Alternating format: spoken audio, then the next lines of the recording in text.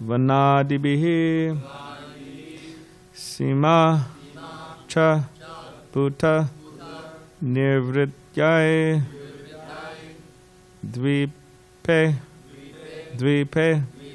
vibhagashaha bhusamstanam kritam yena saridgiri vinadibihi simacha bhuta nirvityai dvipe vibhagashaha bhusamstanam kritam yena saridgiri vinadibihi simacha bhuta nirvityai dvipe vibhagashaha bhusamstanam kritam yena saridgiri vinadibihi simacha bhuta nirvityai dvipe vibhagashaha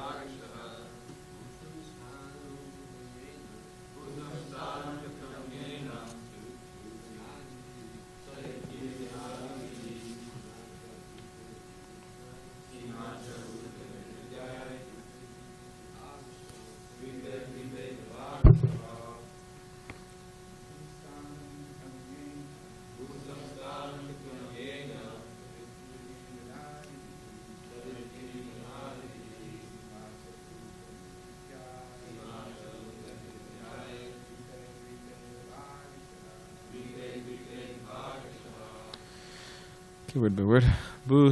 Samstanam, the situation of the earth. Kritam, done. Yena, by whom? Sarit, by rivers. Giri, by hills and mountains. Vana adibihi, by forests and so on. Sima, boundaries. Cha, also. Bhuta, of different nations. Nirvityai, to stop fighting. Dvipe, on the various islands. Vibhagashaha, separately.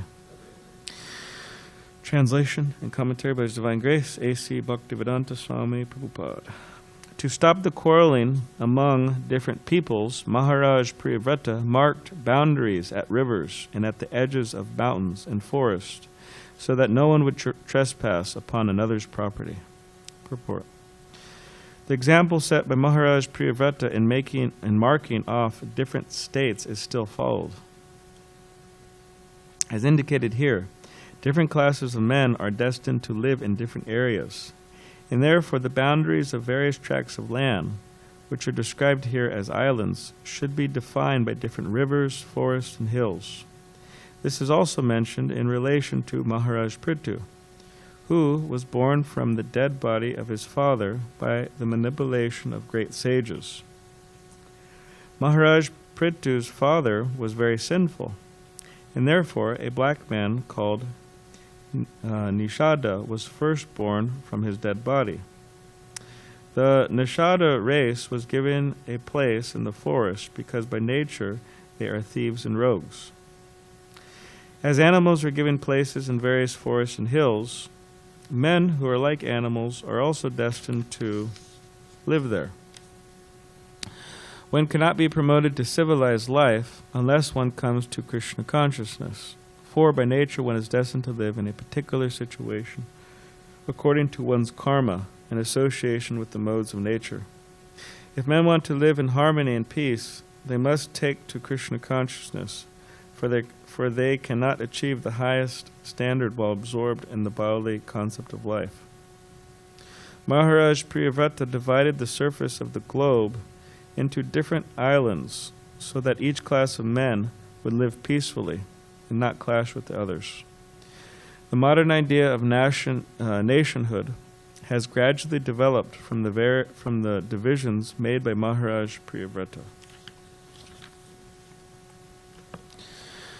Om Jnanatimirandasya Gananjana Shalakaya Chakshuvanmilitamina Tasmai Shri Gurave Namaha. Mukam Karidavachalam Pangam Langayate Girim Yakripatamaham Vande Shri Gurun Dinitarinam Vancha Kapurubhishcha Kripa Sindhu Bevacha Patitanam Pavanebhyo Vaishnavebhyo Namo Namaha.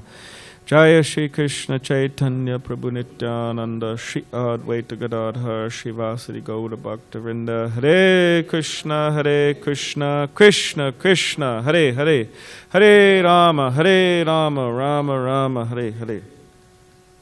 Okay, read the translation again. To stop the quarreling among different peoples, Maharaj Priyavrata marked boundaries at rivers and at the edges of mountains and forests, so that no one would trespass upon another's property.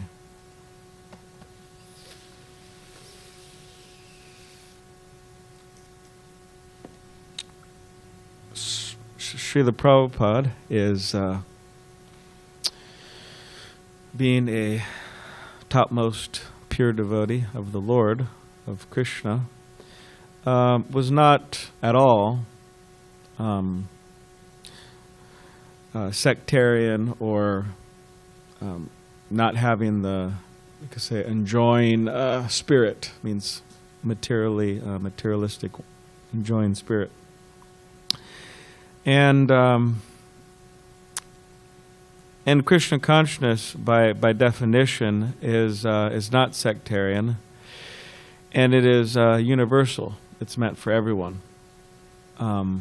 It's not just meant for a particular class of people. Just like on book distribution, when devotees go out and distribute books, they'll be surprised who takes books sometimes.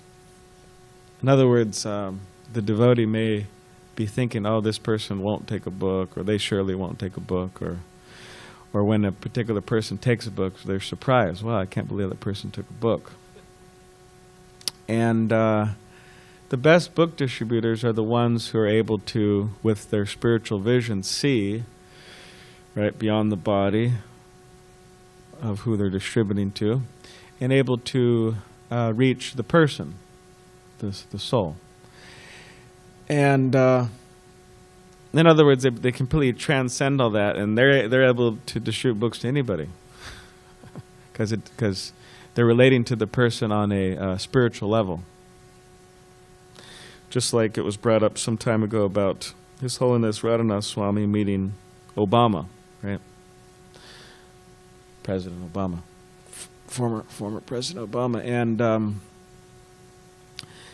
it was something like, devotees were asking him, well, how was it meeting him, and this and that, and generally when people meet, rich and famous people, or there's kind of a they're not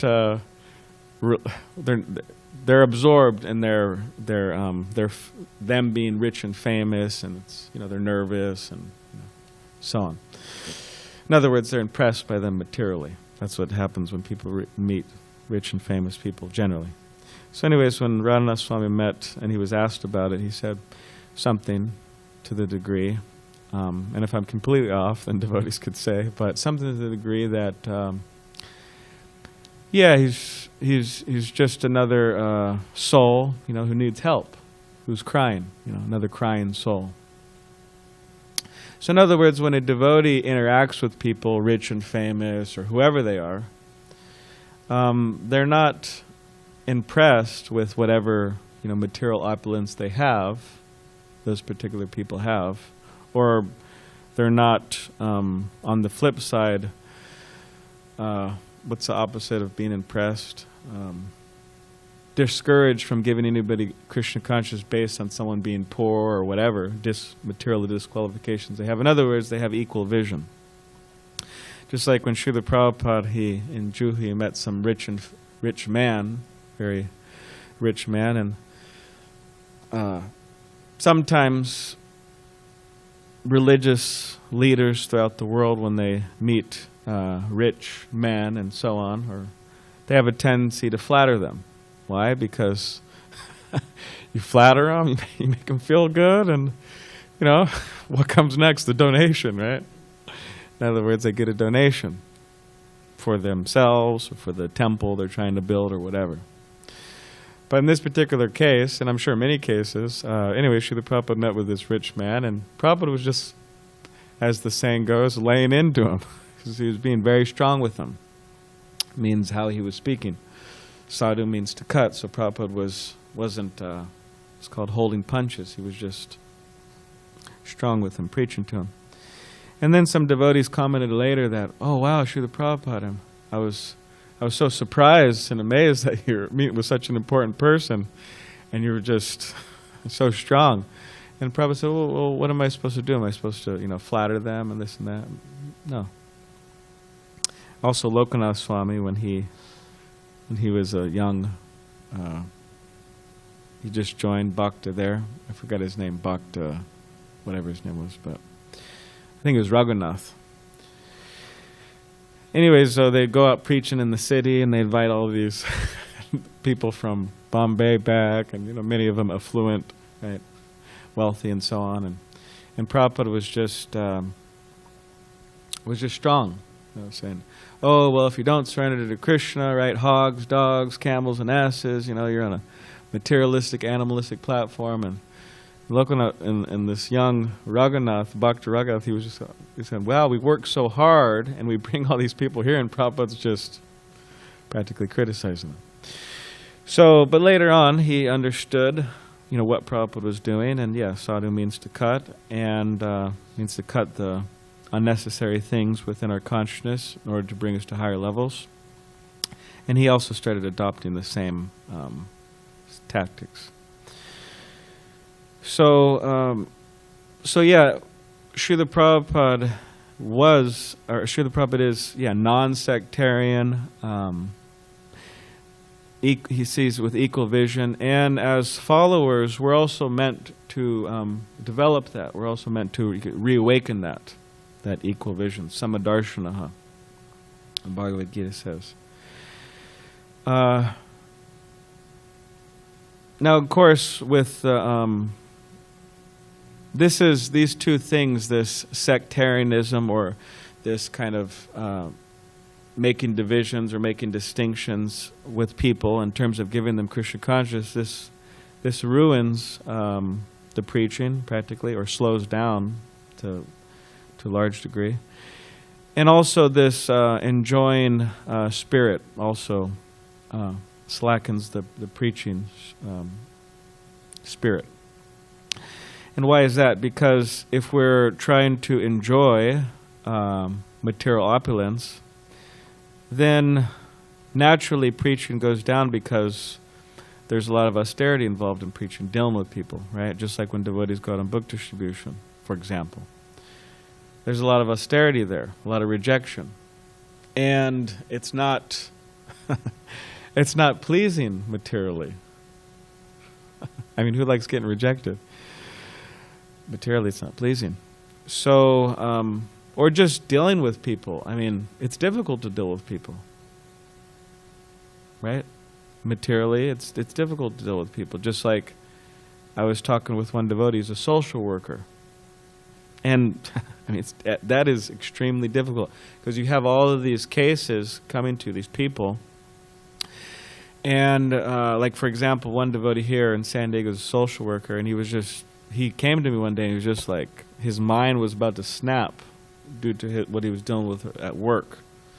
He was dealing with some guy, and I don't want to get into the details, but the guy was abusive in so many ways, with his family and so on. But aside from being abusive, and this devotee social work having to deal with him, with his bad attitude and so on, terrible, immoral attitude, and the guy was not at all remorseful, which is like the worst. It's like one thing if you're dealing with someone and they made some mistakes and they're remorseful, they feel bad about it. But if you're dealing with someone and they made a bunch of mistakes, and they just don't feel bad about it at all. I mean, that's very difficult to deal with such a person. You just feel like, getting a stick and, put them in jail.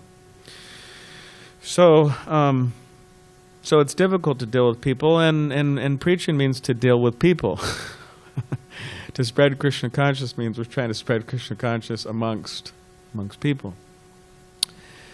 So Srila Prabhupada, he didn't mind this. He, aside from not minding it, was his greatest happiness, his greatest ecstasy, to deal with people, to try to help them in Krishna consciousness. So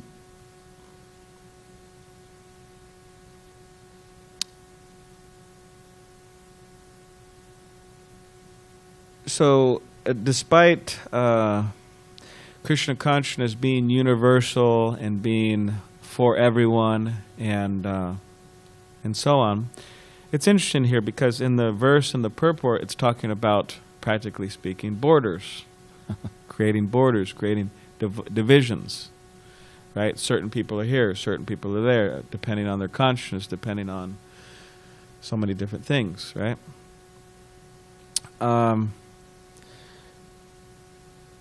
So in other words, Krishna, sometimes within this world, there's a tendency just for everybody to try to, what do you call it? I'm going to say equalize everybody else. Does that make sense? Okay. For everyone to be respected, to be treated absolutely on the same level. Now, of course, on the spiritual platform, we're all spirit souls. We're all, right, lovers of Krishna, and right? Correct, yes. But within this world, we find ourselves in different positions, different situations, socially, spiritually, and so on. I mean, even in the spiritual world, it's not that there's not different groups. There's also different groups. There's, like for example, in Srila Rupa Goswami's Ujjvala Nilamani, there's Bhakti Rasamrita Sindhu, the Nectar Devotion, which describes different rasas with Krishna, different relationships we could have with Krishna, right?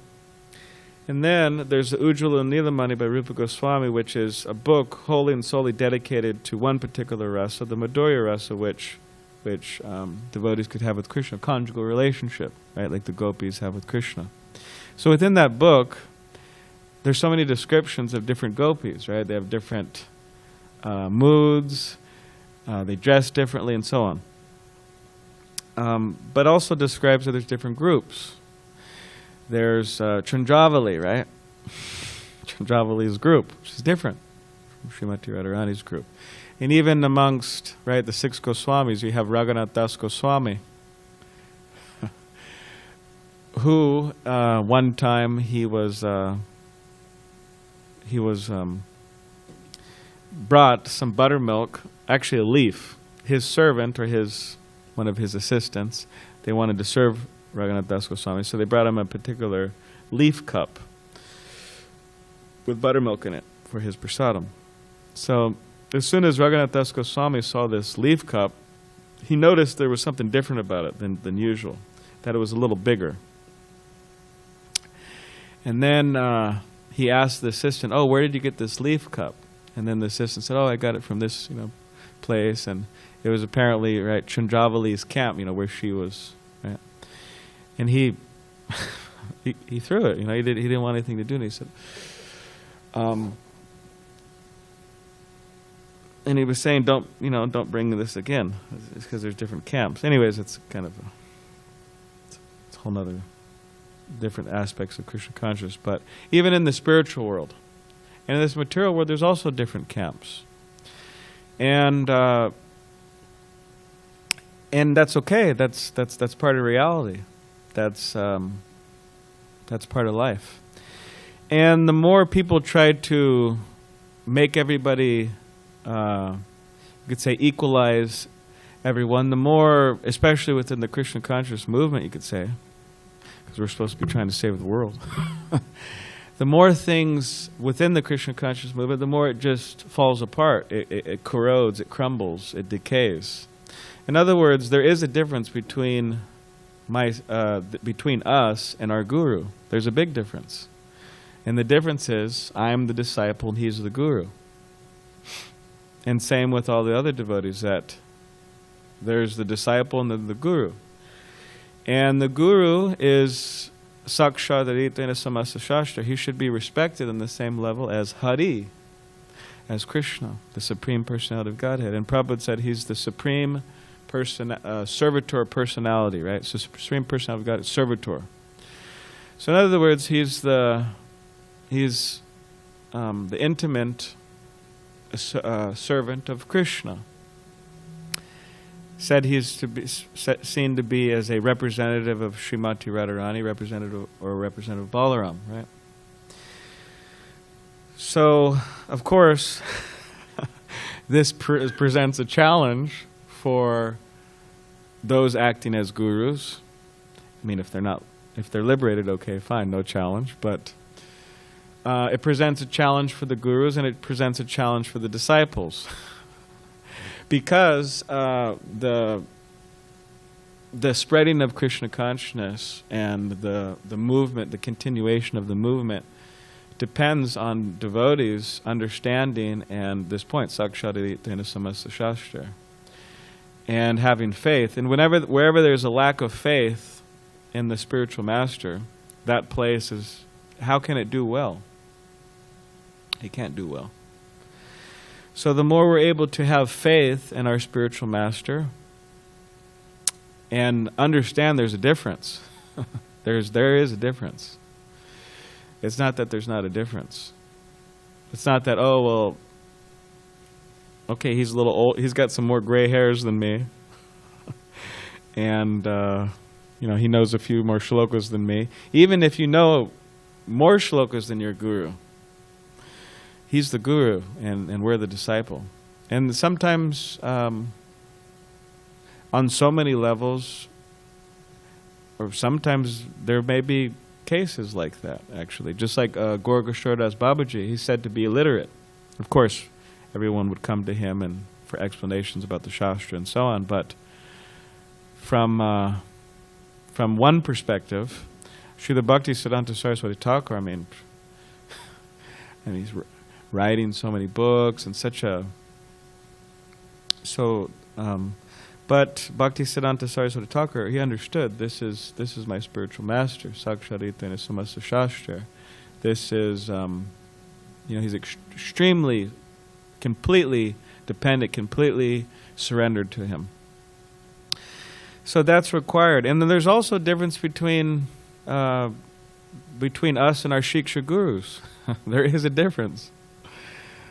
Of course, it may be a little more informal, the relationship between Shiksha guru, means instructing spiritual master, and the devotee, but there is a difference. So now, of course, that it all has to be seen in the right perspective, because sometimes people take advantage of that, like, hey, I'm the guru. And now it's all right, time for me to exert my power, time for me to exert my influence, time for me to exploit on different levels. Or I'm the Shiksha guru, so hey, you listen to me. And if you have a question or a comment, well, too bad. Because you just accept what I say, whether you understand it or not. Because it's also part of the guru means to teach, it means to explain. We have to explain things. And if somebody doesn't understand something, we have to explain it to them. You can't just say, oh, well, that's a challenging question. You're being challenging. Now, do what I say. But if, so that's a challenge, so that the gurus, Shiksha gurus, Diksha gurus, they have to explain. But the disciples, they have to listen, they have to be submissive, they have to be humble, and they have to see the difference.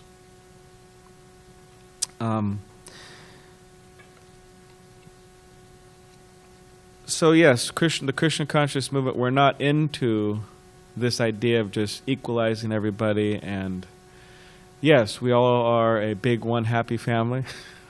spiritual family. But there are differences. And without difference, this is Mayavad. You know, to think there's no difference. Right? This is Mayavad, this is impersonalism, which has a stronghold, right? It's got everybody by the neck in modern society here in different ways. So, so there's some statements here in this particular purport, and there's also statements in other purports in Srila Prabhupada's books that people may feel uncomfortable about, people may have problems about, and so on.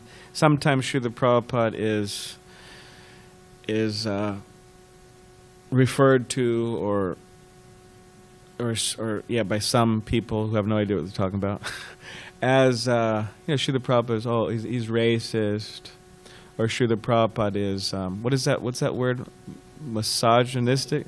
Misogynistic means you hate women, right? That's what that means, pretty much. Yeah. So sometimes there's that there also. Prabhupada, people may say that, but these people have no idea what they're talking about, because Srila Prabhupada on so many occasions, and how he lived, how he acted, how he operated on a daily basis, how he treated people. There's not a tinge of racism or misogynism there. Is that a word? Misogyny there. Sexism, yeah. It's not there. It doesn't exist within Srila Prabhupada. Because those things are so, those things exist in the world for those in the bodily concept of life. Srila Prabhupada's not in the body, to say the least. But these people, they pick this quote, that quote, so many different quotes, and try to, just see. Well, if they want to think, like that, that's their misfortune.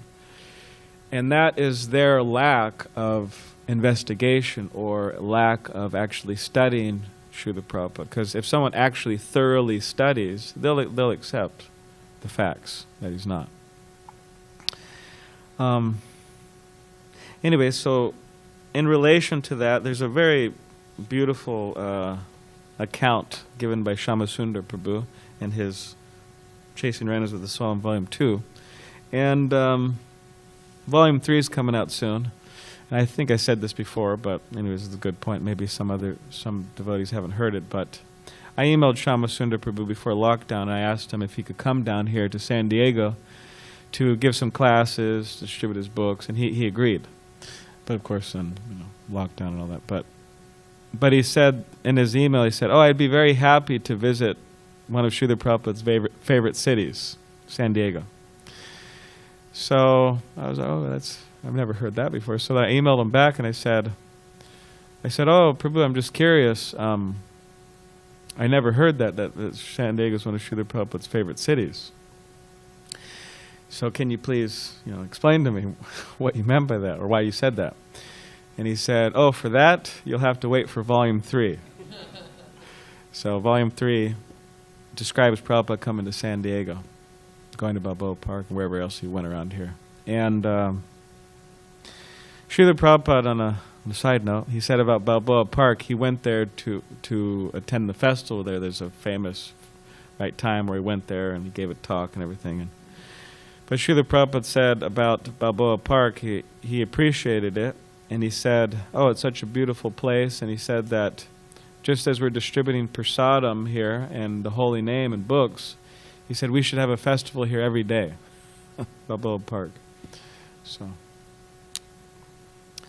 but anyways, Volume 2, there's a nice account of Prabhupada, Srila Prabhupada. Srila Prabhupada going to Africa. And so when Prabhupada went there, Shyamasundar Prabhu explains that they were holding quiet kirtans in the temple, and they're attracting a few locals, but not much was going on in preaching. So it says that one day Srila Prabhupada instructed Brahmananda, he said, open the doors and have kirtan. So they went out, they had kirtan, and then it says, soon the hall filled with curious Africans, and Prabhupada lectured to the crowd while someone translated his words into Swahili. From that day on, Krishna consciousness truly began to take root in Nairobi. So then Prabhupada, he said, Shamsundar said, then Prabhupada really put them on the spot. Because at the time in Nairobi, they're just, wherever you go in the world. Now, of course, we should note, we're here in San Diego, and we may be different places in the world, and the Indian population means those from India, they're all over the world. And generally the temples fill up all over the world with Indians, and of course, we don't want to neglect the Indians or the locals, both. Indians are spirit souls too, right? They're spirit souls, right? So anyways, but devotees have to be careful that they just don't focus wholly and solely on the Indian population, that the locals are also included. So Prabhupada, when he came to Africa, devotees were preaching to a lot of the Indians, but he's saying, you have to get the locals. We're here for them. You have to get them. So I'll just read something, and I know sometimes reading can be difficult, but in terms of somebody, but anyways, it's nice. So then it says, then Prabhupada really put us on the spot. Prabhupada said, it is not sufficient. Some few people come into the temple. You must go out, have Sankirtan in the public places. So they weren't doing that. So Prabhupada said, go out. But as we jaywalked across Nagong Forest Road and threaded our way through the Kibera slum toward Kamukunji Park to conduct the first public Sankirtan in Africa, even stalwart Brahmananda looked scared. Me, I was shaking like a leaf. Just yesterday, I had seen a guy in a breechcloth walking down the street with a zebra hide over his shoulder, fresh blood running down his back. This was a savage country, only recently seized back from the British by the murderous Mau Mau. In the 1960s, Jomo Kenyatta had launched his successful campaign to oust the Brits from this same Kamukunji Park. And here we were, heading for the very freedom tree under which he had rallied his people to revolt. Would this work? There were 7 of us, Brahmananda, Bhavananda, Naranarayan, Jaganivas, Chayavana, Aravinda, and me, 7 white men, acting out under the very symbol of the black man's freedom from white rule. Oh boy. We planted our sign with a painted Mahamantra under the famous huge spreading tree. The air was painfully bright, midday ultraviolet searing our shaved skulls as Big B tentatively whomped the mridanga. I guess Big B is Brahmananda. I slammed some cartels together, and our troop lost itself in a blissful half-hour kirtan, twirling all over the place, African style. When we opened our eyes, there were maybe 100 people gathered around us. That's a lot, 100 people. When's the last time you had 100 people gathered on Harinam?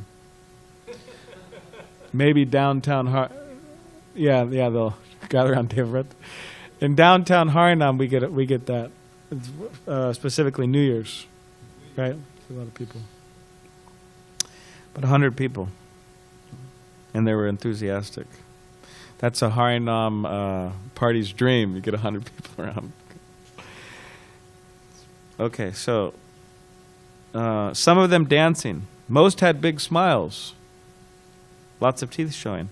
We were ecstatic. Brahmananda raised his danda in the air, like, see, I've got a spear too, and gave a short lecture in English with a little Swahili.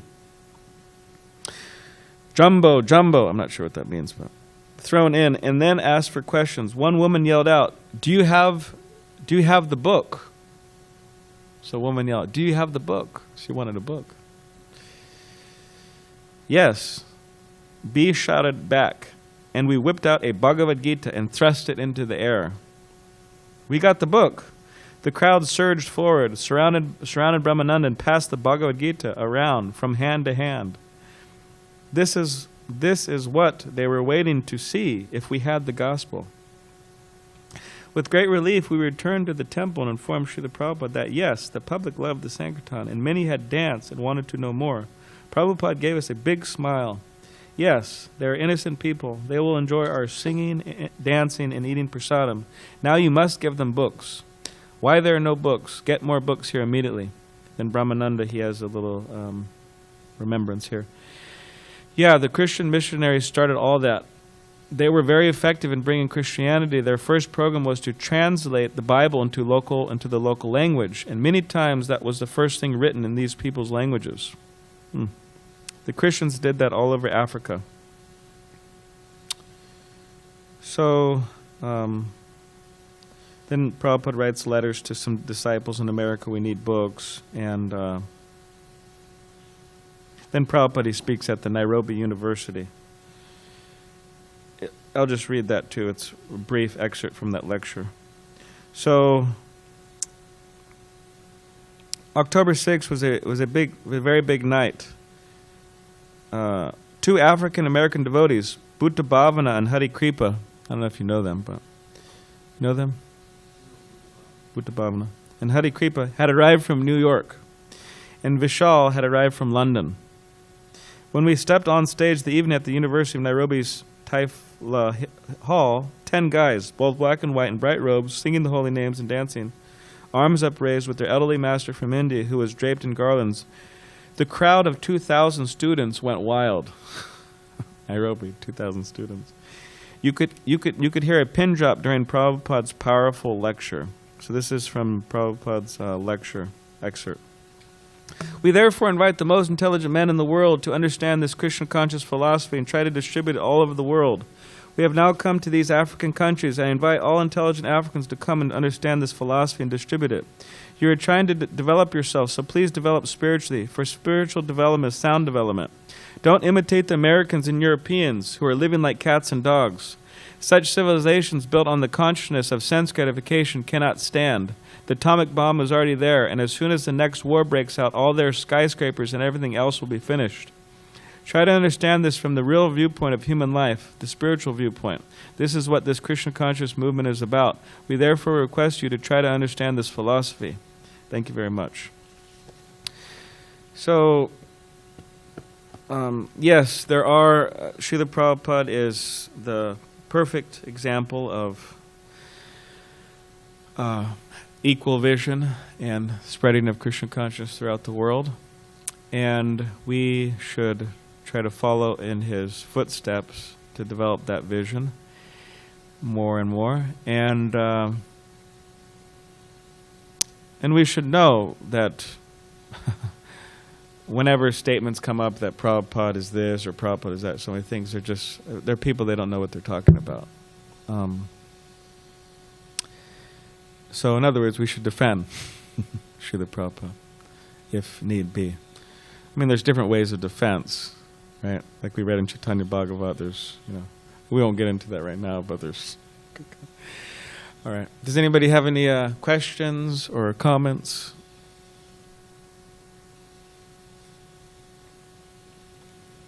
Just one quick editorial comment. Yes. Because you asked about the equalizing thing. Yes. There's a word in English called equate. Equate. Equate is really what's going on here. And there's a verse that Prabhupada always quote where equate is very appropriate. Yastu Narayanam Devam Brahma Rudradi Daivatai Samadvena Viviksheta Sapashandi Bhaved Dhruvam. Pashandi is an atheist. A person who equates demigods like Brahma and Shiva with Narayan is an offender or Pashandi or atheist. Yeah. So equate means to regard as equal. Yeah. You can't equalize them. Yeah. Equalize means to make equal. They're not equal.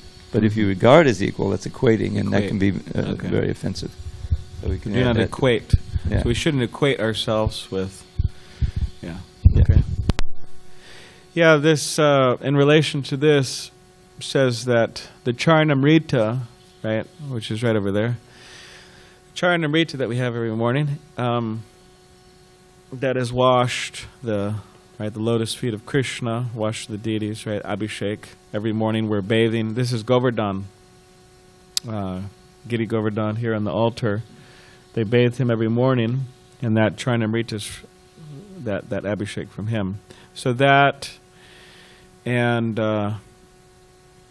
if someone sees that as ordinary, and they also just ordinary water, and they see the spiritual master as an ordinary man, or they see Vaishnavas, oh, they're coming, seeing them in a material way, oh, they're coming from a particular family or low-class family or something, or this and that, or they see the deity as just stone, and what else?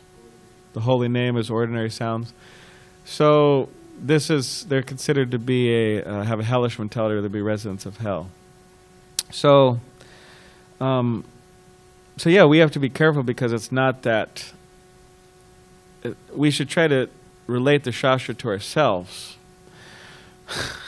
not just those heathens out there, or infidel, or whatever we want to say. We should relate it to ourselves. So we have to be careful that we don't fall into the trap of seeing the spiritual master as ordinary. Or the Vaishnavas, or any of this, or these different, the holy name of Trinamrita, because this is, it's not recommended, to say the least. All right. Thank you, Balaram Prabhu. One time, Bhakti Tirtha Swami, when he was Gyanasham Das Brahmachari, he went to Srila Prabhupada, and he said, Srila Prabhupada, there's a prejudice in our movement here. And Prabhupada told him, if you're affected by their prejudice to you, then you're no better than they are. He instructed him in that way, taking him to the spiritual platform. So whether you're talking about dark-skinned, embodied, conditioned souls, or souls in women's bodies, or whatever, different species or classes there may be, and you take it to the spiritual level, that's when Srila Prabhupada said, just see, here we have the actual United Nations of, for Krishna consciousness. Yeah. And that's how they also preach sometimes in different countries to dignitaries or leaders. They would go, where can you go and find devotees from so many different countries cooperating enthusiastically with each other? Yeah. Showing the spiritual platform is the only way for true cooperation. Yeah. Yeah, one time I was in Salem. I only went there once, South India. But I was there for Tirtha Maharaj's sannyasa, the ceremony. That was very nice. And Santosh and myself and Tirtha Maharaj was there, and we went to Sri Rangam, and anyways, but into that. But we came back from Sri Rangam, and it was Gaur Purnim time. It was the Gaur Purnim festival. So the devotees at the Salem temple, hundreds and I think thousands of people were coming. And they had a big piece of land, so they set up, the whole pandal and everything, and then the temple president there, Gokul Chandra Prabhu, originally from Croatia, nice devotee there. Anyways, before the ceremony, he told us, because there was a few of us from America, there was some from Russia, there's some from different countries. So he said, what I'm going to do is during the talk, I'm going to call all of you up. So he called all of us up, and this is so-and-so, he's from America, and this is, from Russia, and this. And he was speaking to the large audience and saying that, Christian consciousness is universal, it's a real United Nations, and he was also, his main point, bringing us up there was that, hey, well, all of them are doing it, and so all of you should do it. You're from India, you should. So, anyways, thank you. Yes, Deva Vrata. You were talking about devotees interacting with celebrities. Like, I was recollecting how there's this pastime that Bhakti Tirtha Maharaj tells about Muhammad Ali's last fight. It was the morning of his last fight, and Bhakti Tirtha Maharaj, he developed a very intimate relationship with Muhammad Ali, actually. And so it was his final fight night, and Muhammad Ali was sitting in his room, and he was very depressed, actually. He said, I remember years ago, I was thinking, when I was just a poor boy back in Kentucky, if only I could have the cars, if only I could have the women, if only I could have all these things, and I could be so satisfied. And he's now, Swami, I have all these things. I have the women, I have the cars. He's like, but I don't have any friends. He says, you're my only friend. But actually, I'm just surrounded by vultures. This is his final fight, and he was completely depressed. And the only friend that he felt like he could have was Bhakti Tirtha Maharaj. And that's because Maharaj knew how to relate with him as a spirit soul. He didn't relate with him as, being a prize fighter or, the greatest of all time. He saw him as a spirit soul that needed help. That's great, yeah. Thank you. I'll put that in the storage by Krishna's mercy. Put it in, download it. All right. Yeah, devotees could download that too. There's a download button. Just to comment on the aspect of the verse and the purport saying that he established boundaries because it would reduce the quarreling between the different types of people. So in a certain respect, those boundaries help people not encroach upon others' property. That's a big part of it. Or exploiting others in some way or another. So there is that statement, and this is being collaborated in this verse that boundaries or walls make for good neighbors, because they they enforce that you're going to respect my space and I'll respect your space. So there is definitely something to be said about this concept on a materialistic platform for social interaction. Yeah. Okay. I'm not gonna. So, I appreciate everything that was said, and so one aspect you were talking about is I'm not going to use the but word though, right?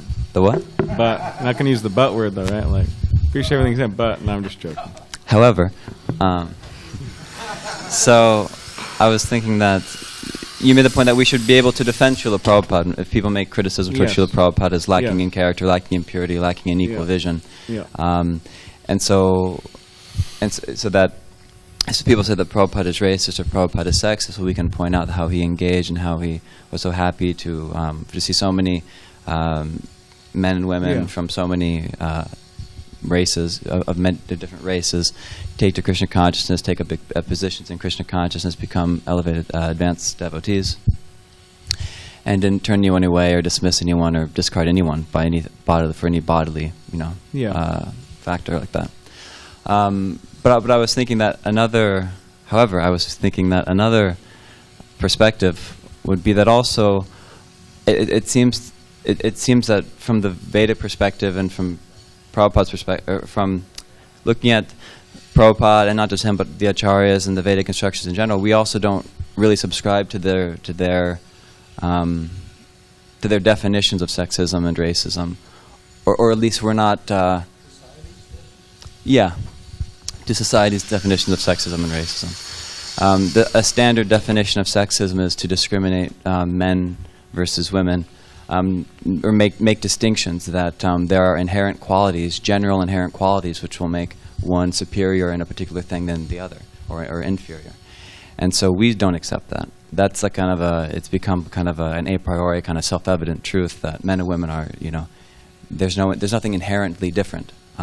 And same thing with different bodies in the terms of race also.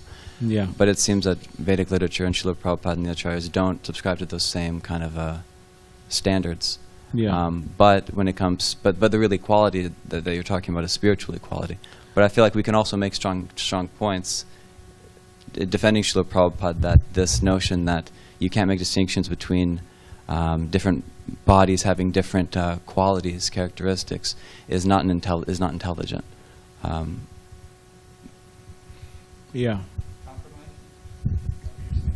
Well, I feel like it puts us in a difficult situation if we come off as kind of defensive or apologetic that Srila Prabhupada or the Vedic literature isn't racist or sexist, but there are clear statements in the Vedas that are what modern society would clearly define as sexist. There's no getting around it.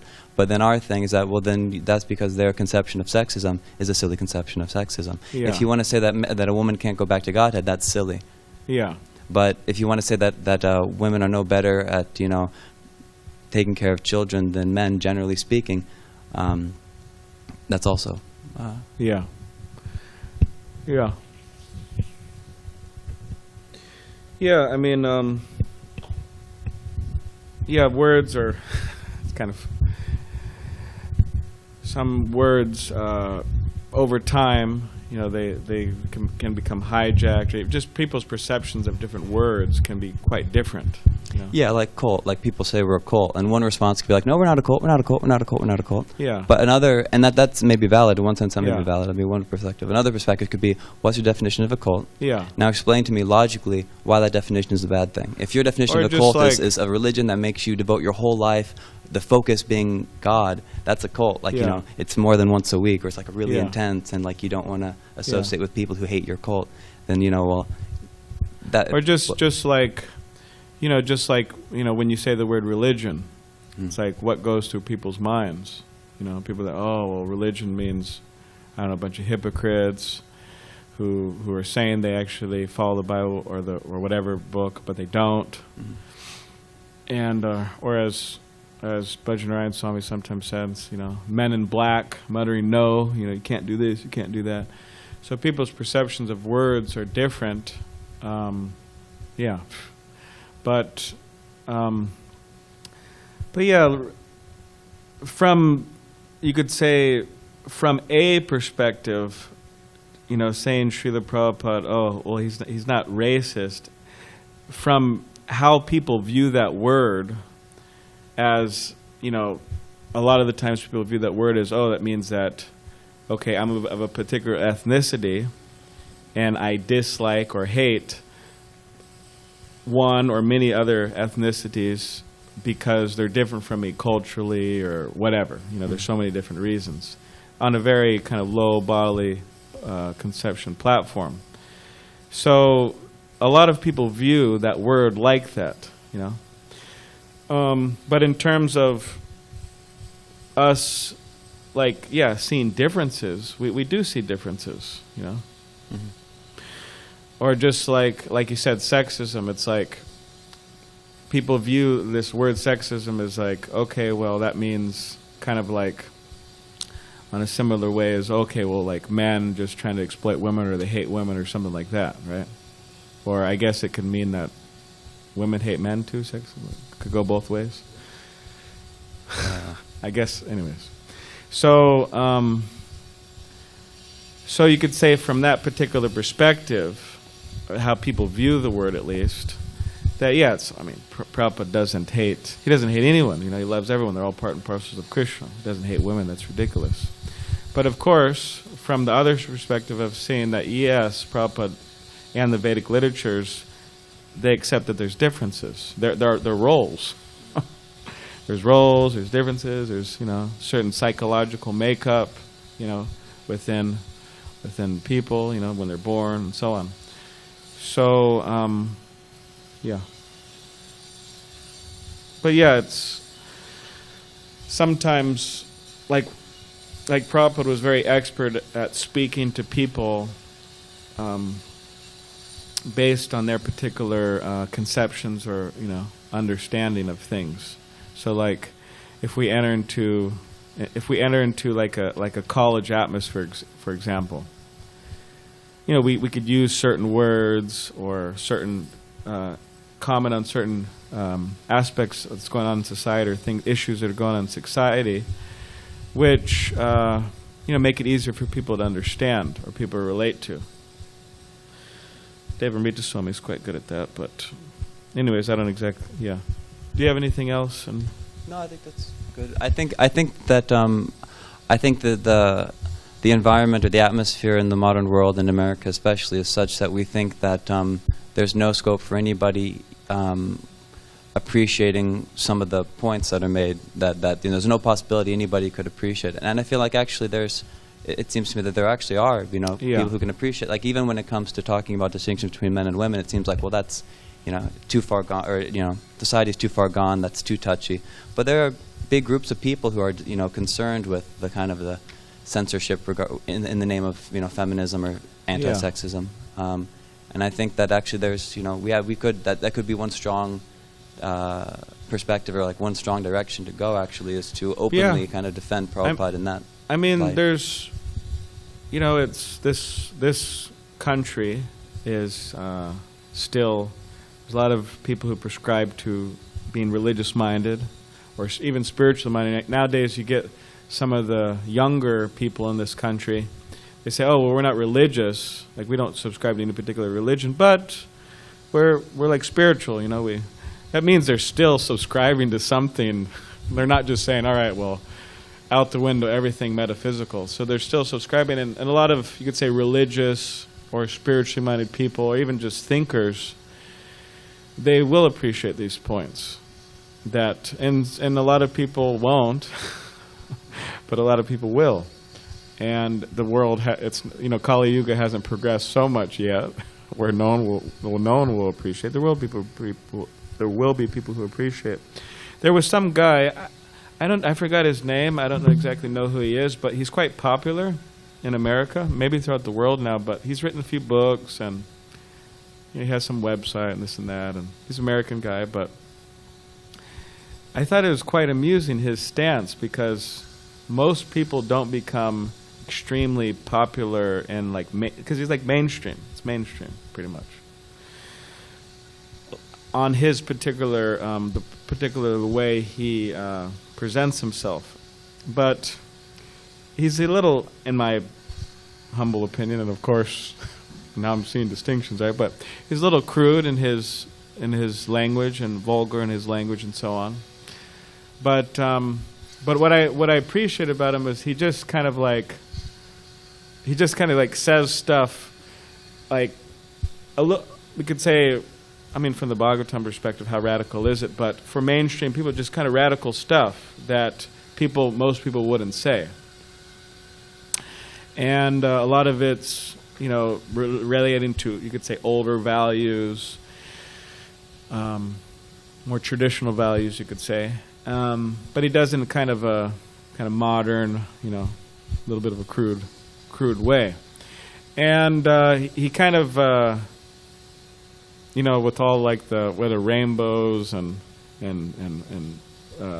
teddy bears, and he kind of moves it all away, and just kind of harsh sometimes too, a little critical towards his audience as well. In other words, hey, why are you guys being so stupid? Or why are you thinking like that? That's stupid. Or and people are like, yeah. I find it kind of amusing, actually. Maybe I'll find him. And of course, there's many people like that in America, but he's a young guy, and I thought it was quite amusing, Yeah, and sorry for going off kind of on a tangent with this. I thought it was particularly relevant in this purport, this class, because this purport was a major portion was just saying that there are just, distinctions because certain, their whole kind of racial distinction between different qualities that generally lead to people being born into particular races, and therefore there's even a particular nishada kind of, group of people who have particular low qualities, things like that. And so I feel like to not to only focus on the idea that we're not racist and that we don't make any distinction spiritually would be not totally counting for that. Yeah. But even I come from largely some Irish stock, so and there's Prabhupada makes a statement that the Irish, they like to fight, they like to kind of cause controversy, they like to fight, which in one sense it's a bodily, it's referring to the body, and maybe it's accurate and maybe it's less accurate with certain people. It's a general statement. But it's not irrelevant, some of these points are not irrelevant. Or even Prabhupada going to Mexico and saying, "Oh, the people are so pious there," largely. Yeah. I mean, he didn't go everywhere and say that. Mm-hmm. About a whole civilization practically. He wouldn't go everywhere and say that, but he recognized that. And you could say, "Oh, well, there's a difference." Well, anyways, that's what Prabhupada said, and it is relating to this point as well. Which, when Prabhupada came into the Mexico City temple, I mean, there's a whole description of it, Shyamasundar Prabhu's book, but it was a big thing for them. They're very pious, humble people. They see Prabhupada as a lot of them coming from Catholic backgrounds. So he says something like, "Oh, it's like Pope coming in," of course, but anyways, but thank you. Of course, Yes. you mentioned the most important part. The most significant part is that, regardless of all of that, yeah, of course, the most important part is the equality spiritually, and that's what Prabhupada was. Yeah. Because that's what people. Especially, I mentioned that because that's what people latch on to. yeah, And now, and Kali Yuga means it's a greeting. It's a what do you call it? breeding ground for. Breeding ground for criticism of Yeah. of every world. It's yeah. So I mention it because that's a tendency, amongst non-devotees, academia, and also devotees. Devotees get into it too. They get into it as well. Just look on social media, you find plenty of it. Or don't look on social media. But all right. Okay, Grantaraj Srimad Bhagavatam ki jai, Srila Prabhupada ki jai.